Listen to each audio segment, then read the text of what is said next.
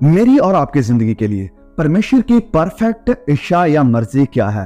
तो आज के हमारे इस वीडियो में हम इसी चीजों को सीखने वाले हैं। हम देखने वाले हैं परमेश्वर की इच्छा के 5 बिब्लिकल एस्पेक्ट्स, जिसे मुझे और आपको, हर एक विश्वासी को जानना बहुत जरूरी है। और मुझे पूरा विश्वास है कि ये जो आज का मैसेज है आपकी आत्मा को बहुत ज्यादा ब्लेस करेगा। इस कारण इस वीडियो को बहुत ही ध्यान से सुनना और हर एक बात के या हर एक पॉइंट के आप नोट्स बना सकते हैं अगर आपके पास आपकी नोटबुक है तो। ओके, वीडियो में आगे जाने से पहले क्विक अनाउंसमेंट। अगर आप अभी तक हमारे जो जूम मीटिंग चल रही है हर सैटरडे, उसका हिस्सा नहीं बन पा रहे हैं, प्लीज नीचे डिस्क्रिप्शन में आपको नंबर मिल जाएगा, वहां पर आप व्हाट्सएप करें हमें अपना नाम लिखकर, अपने स्टेट का नाम लिखकर और लिखकर भेज दे जूम। ओके, तो चलिए ज्यादा वक्त जाया ना करते, हम हमारे आज के इस मैसेज में आगे बढ़ते हैं।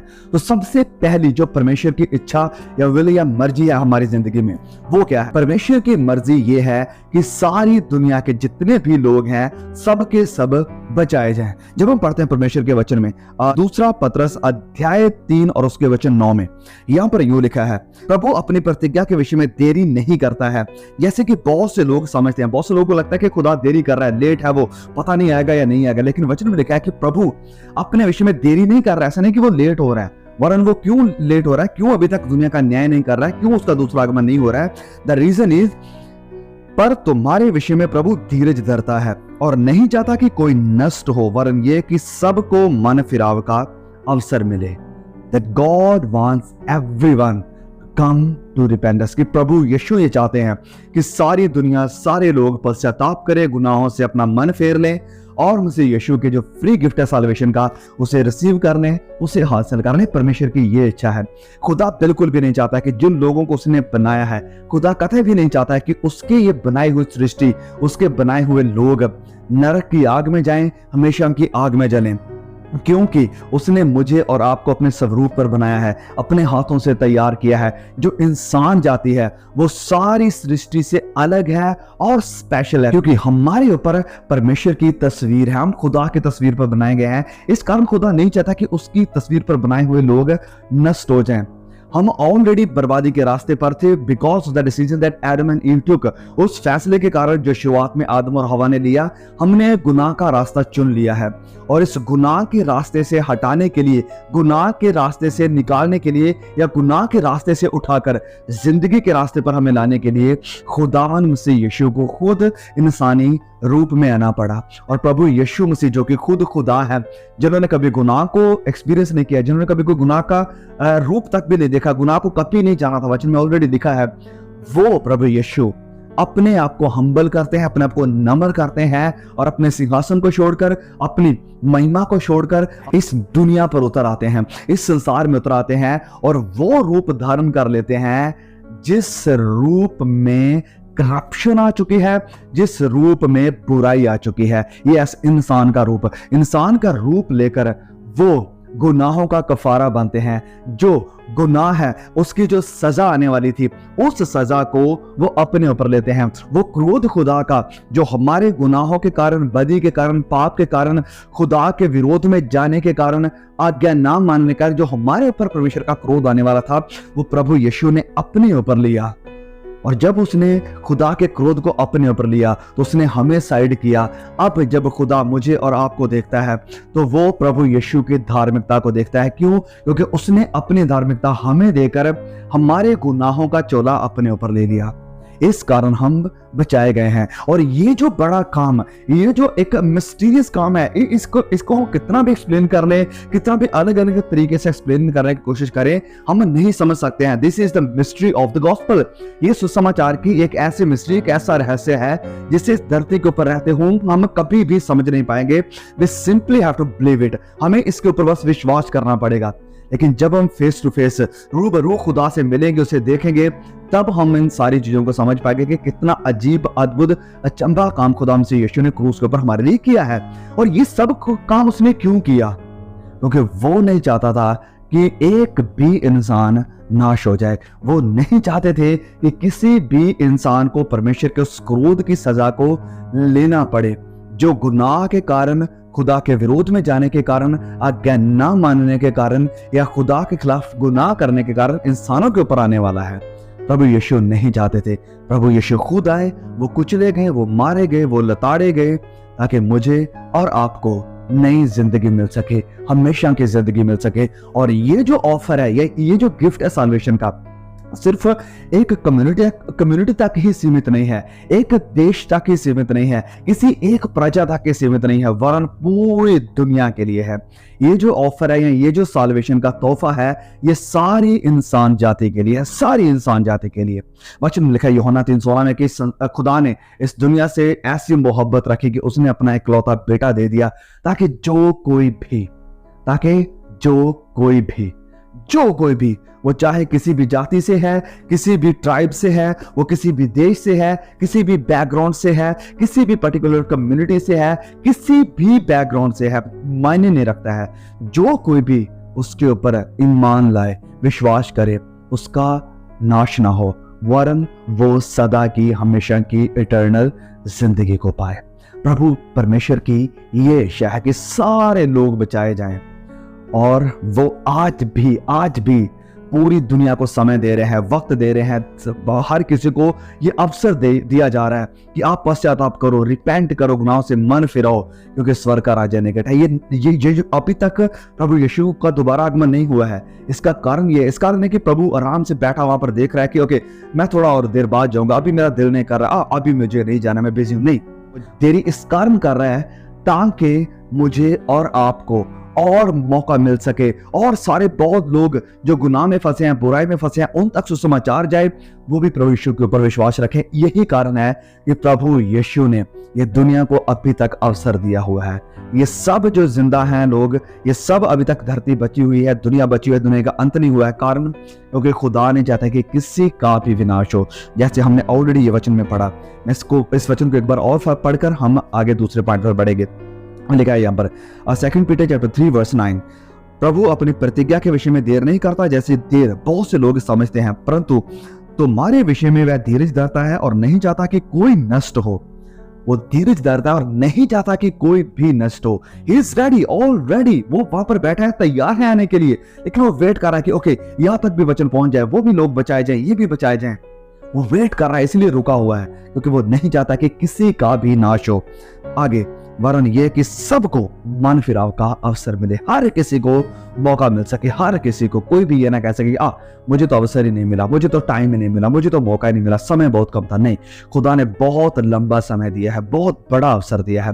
और मेरे प्रिय भाइयों और बहनों, आप जो मेरी आवाज को सुन रहे हैं, प्लीज ये जो अवसर खुदा ने आपको दिया है, अभी तक भी आप जिंदा हैं, इस अवसर को जाया ना जाने दें, इस अवसर को वेस्ट ना करें, क्योंकि खुदा चाहता है कि आप बचाए जाएं, खुदा चाहता है कि आप नई जिंदगी पालें, खुदा चाहता है कि आप सदा की जिंदगी उसके साथ बिताएं। क्यों? क्योंकि वो आपसे प्यार करते हैं। इसी कारण आपके लिए, यस बिल्कुल आपके लिए, उन्होंने अपने इकलौते बेटे मसीह यीशु को दे दिया है, अपने दिल के टुकड़े को आपके लिए दे दिया है, ताकि आप बचाए जाएं, आपका नाश ना हो, आप सदा के अनंत काल के विनाश में ना जाएं, वरन सदा के अनंत काल के जीवन को हासिल कर लें। प्रभु यीशु की आपके लिए इच्छा है, मेरे लिए इच्छा है। ओके, दूसरी इच्छा, that his people be spiritually filled.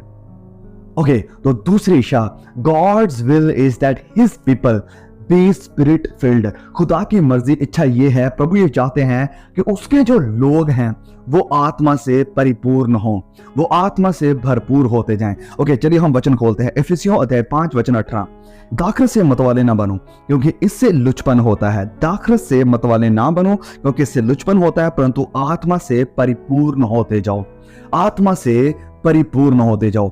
Okay, तो मैं इन चीजों को कई बार पहले भी एक्सप्लेन कर चुका हूं, लेकिन let me explain it again, क्योंकि आप में से बहुत से लोग हो सकता है उन वीडियोस को ना देखा हो। देखिए, आत्मा से यहाँ पर परिपूर्ण होने की बात हो रही है, इंग्लिश में यहाँ पर बात हो रही है फिलिंग की, आत्मा से भरपूर होना, being field with the holy spirit. Okay, तो यहाँ पर दो चीजें हैं पवित्र आत्मा को लेकर। सबसे पहले है आत्मा को रिसीव करना, आत्मा को पाना, the gift of the holy spirit, जो कि हम पाते हैं, रिसीव करते हैं। ओके, ये कब होता है? वेल, जब हम अपने गुनाहों से मन फिराकर, अपनी बुराई से तौबा करके, पश्चाताप करके, मुझसे यीशु की तरफ अपना मुंह करते हैं, अपना चेहरा करते हैं, मतलब कि परमेश्वर के ऊपर जब हम विश्वास लाते हैं, तो सुसमाचार को जब हम रिसीव करते हैं, उस वक्त ये पवित्र आत्मा की शाप हमारे ऊपर लगाई जाती है। We receive the holy spirit, हम पवित्र आत्मा को रिसीव करते हैं, ग्रहण करते हैं, एक्सेप्ट करते हैं अपनी जिंदगी में। इसके बाद शुरुआत होती है आत्मा से परिपूर्ण होने की, then we are filled with the holy spirit, we fill slowly, we are filled with the holy spirit day by day, दिन प्रतिदिन हम पवित्र आत्मा से परिपूर्ण होते जाते हैं, पवित्र आत्मा से भरते जाते हैं। तो यहाँ पर इन चीजों को क्लियरली समझे। एक तरफ है पवित्र आत्मा को पाना, रिसीव करना, वो कब होता है? पश्चाताप करके, प्रभु के ऊपर विश्वास करके, सुसमाचार को मानकर। ये होता है जब हम विश्वास करते हैं, पवित्र आत्मा हम रिसीव कर लेते हैं। उसके बाद जब तक हम धरती के ऊपर जिंदा हैं, दिन प्रतिदिन की हमारी जिंदगी में हम दिन प्रतिदिन पवित्र आत्मा से परिपूर्ण होते जाते हैं। अब इसका मतलब क्या है? ये कैसा दिखाई देता है? दिन प्रतिदिन जब हम गुनाह के ऊपर जीत पाते हैं, तो वो जो एरिया है गुनाह का, जब उसके ऊपर हम जीत पाते हैं पवित्र आत्मा की मदद से, तो वो पवित्र आत्मा से भर जाता है। जैसे फॉर एग्जांपल, आपके दिल में नफरत है, कड़वाहट का एक कमरा बना हुआ है और वो कमरा खाली नहीं हो पा रहा है क्योंकि वहां पर आपने जगह दी हुई है गुनाह को। और जब आप इस गुनाह से तौबा करते हैं, पश्चाताप करते हैं, इसे निकालते हैं अपनी जिंदगी से, पवित्र आत्मा से कहते हैं कि पवित्र आत्मा, मैं ये चाहता हूं कि ये जो कमरा है नफरत का, कड़वाहट का या क्रोध का, इसे खाली करके इसे खुद अपनी जगह पर ले आओ, या इस जगह पर आप अपना घर बनाओ, डेरा बनाओ। तो फिर पवित्र आत्मा वहां आपके दिल के उस रूम में एंटर करता है। तो वो जो आपका रूम है नफरत का, कड़वाहट का, क्रोध का, वहां पवित्र आत्मा भर जाता है। वहां पर खुदा की शांति, प्यार और एक दूसरे के प्रति केयर या प्रवाह बढ़ने लगती है। तो यहां से ऐसे धीरे धीरे कई एग्जांपल्स हैं। हर एक पाप जो आपकी जिंदगी से दूर होता जाएगा, वहां पर पवित्र आत्मा आता जाएगा, वहां पर आत्मा की सामर्थ्य भरपूरी आती जाएगी। और आपकी जिंदगी में जब कोई भी जो मेजर सिन आपको दिखाई देते हैं, जब वो दिखाई ना देंगे, आप देख सकेंगे कि हाँ, अब यहां तक मैं पवित्र आत्मा से परिपूर्ण हो गया हूं। फिर आप और गहराई में, डीप में जाएंगे, क्योंकि और कौन सी बदियां, गुनाह, पाप है मेरी जिंदगी में, कौन सी ऐसी चीज है जो अभी भी मेरी जिंदगी में ऐसी है जो पवित्र आत्मा को खुश नहीं कर सकती है, जहां अभी मैंने पवित्र आत्मा को जगह नहीं दी है। तो ये दिन प्रतिदिन आपकी स्ट्रगल चलती रहेगी। आप दिन प्रतिदिन अपने आप को देखोगे कि हम भी एकदम से अपने शरीर के अभिलाषाओं के ऊपर, पापों के ऊपर, जो हमारे हैं हैबिट्स जो गंदी हैं, इनके ऊपर एकदम से जीत नहीं पा पाएंगे। लेकिन धीरे धीरे पवित्र आत्मा सब चीजों के ऊपर टेक ओवर करेगा, हमारे ऊपर कंट्रोल करेगा। और जैसे जैसे ये कंट्रोल बढ़ता जाता है, वैसे वैसे आप पवित्र आत्मा में परिपूर्ण या संपूर्ण होते जाते हैं। और ये वचन कहता है कि दाखरस से यानी शराब से मतवाले ना बनो, परंतु इससे दुश्मन होता है, पर आत्मा से परिपूर्ण होते जाओ। Be filled with the holy spirit, day by day आत्मा में परिपूर्ण होते जाओ। पवित्र आत्मा आपको कंट्रोल में करे, पवित्र आत्मा से आप भरते जाओ। हर एक आपके जिंदगी के एरिया के, हर एक आपके ख्याल में, हर एक आपके मन के विचारों में, हर एक आपके जुबान पर जो शब्द निकलते हैं, हर एक आप उन चीजों से जो आप कानों से सुनते हैं, आंखों पर, हर चीज के ऊपर पवित्र आत्मा का कंट्रोल हो। और जब हर चीज के ऊपर पवित्र आत्मा का कंट्रोल होगा, ये होगा complete perfection, filling of the holy spirit. Okay, ये थी दूसरी।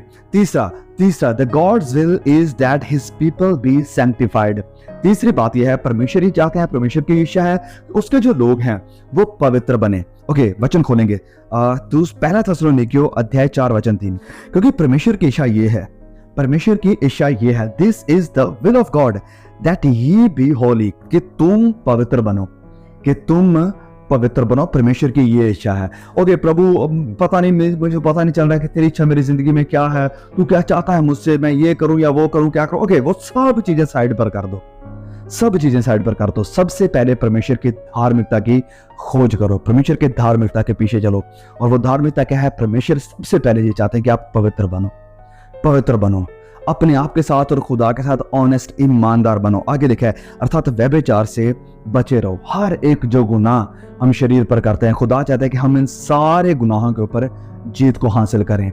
हर तरह का वो पाप है, यहाँ पर स्पेसिफिकली मेंशन किया गया है, व्यभिचार से बचे रहो, क्योंकि ये एक ऐसा पाप है जो स्पेशली यूथ के लिए और आज की जो हमारी जनरेशन है 2023 की जो जनरेशन है, इसके लिए जो सबसे भद्दा और घिनौना और सबसे ज्यादा लुभावना जो पाप है वो यही है, व्यभिचार, सेक्सुअल सिन। और खुदा चाहते हैं कि हम पवित्र बने। और ये जो स्पेसिफिक पाप है, इससे बिल्कुल दूर रहें, इससे बचे रहो। ओके, ये है तीसरी खुदा की इच्छा। चौथा, the God's will is that his people B submissive, कि जो प्रभु के लोग हैं, परमेश्वर ये चाहते हैं कि वो अधीन रहें। किसके अधीन रहना है? चलिए हम वचन से, प्रभु से ही जानते हैं, क्योंकि पवित्र आत्मा ने ये वचन इंस्पायर किए हैं। तो पवित्र आत्मा की आवाज को जानना हमारे लिए सबसे ज्यादा जरूरी है। वचन क्या कहता है? जब हम पढ़ते हैं पहला पत्रस अध्याय 2 और वचन 13 और 14 को हम पढ़ेंगे। यहाँ पर लिखा है, प्रभु के लिए मनुष्यों के ठहराए हुए हर एक प्रबंध के अधीन रहो, राजा के, इसलिए कि वह सब पर प्रधान है। वचन लिखा है कि जो आपके राजा हैं उनके भी अधीन रहो। ये जो पॉलिटिशियंस हैं, आपके लीडर्स हैं, वचन कह रहा है कि इनके अधीन रहो। ओके, एक वचन और पढ़कर मैं फिर थोड़ा सा एक्सप्लेन करता हूँ। और हाकिमों के, क्योंकि वह कुकर्मियों को दंड देने और सुकर्मियों की प्रशंसा के लिए उसके भेजे हुए हैं। तो यहाँ पर वचन कह रहा है कि जितने भी हाकिम हैं उनके भी अधीन रहो, और जो आपके पॉलिटिशियंस, जो लीडर, जो राजा लोग हैं, जो बादशाह हैं, जो आपके ऊपर रूल करने वाले हैं, उनके भी अधीन रहो। क्यों अधीन रहना है? क्योंकि वचन में लिखा है कि सब उसी ही के द्वारा ठहराए हुए लोग हैं। हमें लगता है कि ओके, हमने वोट देकर, इसने करके, उसकी सपोर्ट से नहीं, खुदा जानता है कि क्या हो रहा है, कैसे हो रहा है। प्रभु सब कुछ को जानने वाले खुदा है, और वचन हमसे फिर यही कहता है कि हम उनके अधीन रहें, उनके खिलाफ विद्रोह ना करें, उन्हें गंदी गालियां ना दें कि ये तुम्हारा ये वैसा है, ये वैसा नहीं। हमें पॉलिटिकल की जब बात आती है, वोट देने की बात आती है, तो यस ऑफ कोर्स हमें सोचना चाहिए, देखना चाहिए कि हमें किसे वोट दे रहे हैं, वो बात सही है। लेकिन किसी को बुरा भला बोलना या गलत बोलना, गंदा बोलना, ये हमें वचन परमिशन नहीं देता है।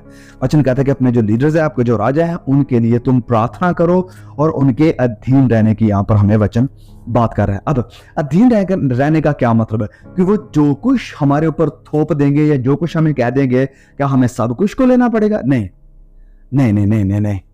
एक टाइम आएगा जहां पर हमें लाइन खींचनी पड़ेगी कि नहीं, ओके, ये बाउंड्री है, इसको क्रॉस नहीं करना है। जैसे हम डैनियल के विषय में जानते हैं, कुछ ही दिन पहले हमने उसके ऊपर वीडियो भी डाला था। डैनियल के विषय में जब हम जानते हैं तो राजा जो नबूकदनेस्सर है, बेबीलोन में डैनियल और उसके दोस्तों के नाम बदल दिए गए। उन्होंने कहा कि इससे हमें कोई प्रॉब्लम नहीं है। फिर उन्होंने कहा कि ओके, तुम यहाँ पर रहोगे, तुम्हारी लैंग्वेज बदल देगी, तुम्हें नई फिलॉसफी दी जाएगी। उन्होंने कहा ठीक है, इससे भी हमें कोई प्रॉब्लम नहीं है। उन्होंने कहा ठीक है, अब हम तुम्हें नए वस्त्र भी देंगे जो यहाँ हमारे स्टाइल के वस्त्र है, हमारे कल्चर के हैं। उन्होंने कहा ठीक है, हम ये भी ले लेंगे, नो प्रॉब्लम एट ऑल। लेकिन जब बात आई कि वो वचनों के खिलाफ जाएं, परमेश्वर की जो ऑलरेडी आज्ञाएं दी हुई हैं उन्हें तोड़े, तो वहां पर फिर उन्होंने लाइन को खींचा और कहा कि नहीं, यहाँ पर आप क्रॉस नहीं कर सकते हो। तो यस, बहुत सारी चीजें हैं जो कि हमें लगेगा कि ओके, यहाँ पर हम ठीक है, यहाँ पर जो हमारे पॉलिटिशियन कह रहे हैं कि यहाँ पर ये ना काम करो, वो ना करो, ये करो, वो करो, हम कर सकते हैं। लेकिन अगर कोई बात आएगी हमारे प्रभु यीशु मसीह के खिलाफ जाने की, जब बात आएगी परमेश्वर के वचनों को तोड़ने की, जब बात आएगी कंप्रोमाइज करने की खुदा के साथ, तो वहां पर फिर हमें लाइन खींचकर कहना पड़ेगा कि नहीं, यहाँ पर नहीं। ओके, तो ये थी चौथी बात। पांचवी इच्छा, the God's will is that his people be ready to suffer. पांचवी बात यह है कि खुदा चाहते हैं कि उसके जो लोग हैं वो क्लेशों का सामना करने के लिए इस धरती के ऊपर रहते हुए तैयार रहें। जब हम पढ़ते हैं 1 Peter chapter number 4 verse number 19, इसलिए जो परमेश्वर की इच्छा के अनुसार दुख उठाते हैं, जो परमेश्वर की इच्छा के अनुसार दुख उठाते हैं, जो दुख हमारे ऊपर आते हैं वो परमेश्वर की इच्छा के अनुसार है, उसकी इच्छा के बगैर नहीं है, उसकी प्लानिंग के बाहर नहीं है। सब कुछ खुदा जानते हैं और उसकी इच्छा से ही आते हैं। प्रभु कहते हैं कि जो उसकी इच्छा से दुख को उठाते हैं, और जो प्रभु के लिए दुख को उठाते हैं, ये नहीं कि हम जानबूझकर किसी के साथ लड़ाई करें, किसी के साथ झगड़ा करें और बाद में वो हमें मारे, कूटे, पीटे और हम कहें देखो मेरे प्रभु के लिए मैं दुख सह रहा हूं। नहीं, वो हमारी गलती के कारण है, वो हमारे खुद के दिए हुए दुख है। लेकिन अगर हम प्रभु की इच्छा से दुख को सहते हैं, प्रभु के लिए दुखों को सहते हैं, तो वहां पर लिखा है कि वह भलाई करते हुए अपने अपने प्राण को विश्वास योग्य सृजनहार के हाथ में सौंप दें। प्रभु की इच्छा से दुखों को सहना, इसमें अलग बात है हमारी खुद की बेवकूफ़ी के लिए या हमारे खुद के लिए दुखों को सहना, ये बात अलग है। ओके, इसमें एक और एग्जांपल देता हूँ। फॉर एग्जांपल, आप एक नॉर्मल फैमिली से हैं, आप बड़ी हाई स्कूल, जो बड़े एक्सट्रीमली हाई महंगे स्कूल हैं, वहाँ पर बच्चों को अफोर्ड नहीं कर पाते हैं, लेकिन आप लोन लेकर यहाँ से उठाकर पैसा, वहाँ से उठाकर पैसा, बच्चों को ऐसे बड़े हाई स्कूल में भेज रहे हैं। इसके बाद आपके सर के ऊपर बहुत ज़्यादा पैसे का लोड आ गया है, बोझ आ गया है, और अब आप सफर कर रहे हैं। कोई आपको यहाँ से बोल रहा है, कोई वहां से बोल रहा है, कोई कहता है कि हम आपको जेल भेज देंगे, वो भेज देंगे। तो यहाँ पर क्या है? ये प्रभु की इच्छा के अनुसार दुख है? नहीं, ये मेरी और आपकी बेवकूफ़ी के अनुसार दुख है। जहां पर जितना हम अफोर्ड कर सकते हैं, हम कोशिश करें कि हम बस उतना ही पैर पसारें। ऐसा ना करें कि यहाँ से पैसा उठाकर वहां से उठाकर हम खुद कर्ज के नीचे दब जाएं और फिर प्रभु को दोष दें कि प्रभु देखो मैं कर्ज के नीचे दबा हुआ हूँ। We need to be very very sensible, क्योंकि खुदा ने हमें कॉमन सेंस दी हुई है और इस कॉमन सेंस का इस्तेमाल करना भी हमें आना चाहिए। कि कहाँ पर इसे यूज करना है, क्योंकि ये खुदा ने हमें दिया है यूज करने के लिए, ना कि इसे रेस्ट देने के लिए। इसे रेस्ट ना दे, इसे यूज भी करें। तो यहाँ पर बात हो रही है खुदा के कारण दुख उठाने की। लेकिन अगर हम प्रभु के कारण दुख उठाते हैं, सपोजिंग आप बाहर सुसमाचार सुनाने के लिए जाते हैं, वहां पर कोई आपके ऊपर अत्याचार करता है, ये प्रभु के लिए दुख है। आप सुसमाचार का प्रचार करने वाले हैं और कोई आपको धमकियां देता है, कोई आपको जेल में लेकर चला जाता है, आपके ऊपर बुरे गंदे इल्जाम लगाए जाते हैं, तो ये प्रभु के कारण दुख उठाना है। आपको वचन के कारण, सुसमाचार के कारण मार दिया जाता है, खत्म कर दिया जाता है, आपके ऊपर प्रस्ताव आता है, ये प्रभु यीशु के लिए दुखों को उठाना है और प्रभु की मर्जी के अनुसार ये दुख है। क्योंकि वचन में प्रभु यीशु ने बार बार इन चीजों को एक्सप्लेन किया है, इन चीजों को दोहराया है कि उन्होंने मुझे सताया तो वो तुम्हें भी सताएंगे। और कोई भी चेला प्रभु यीशु ने कहा कि अपने गुरु से बड़ा नहीं होता है, उन्होंने मुझे सताया तो वो तुम्हें भी सताएंगे।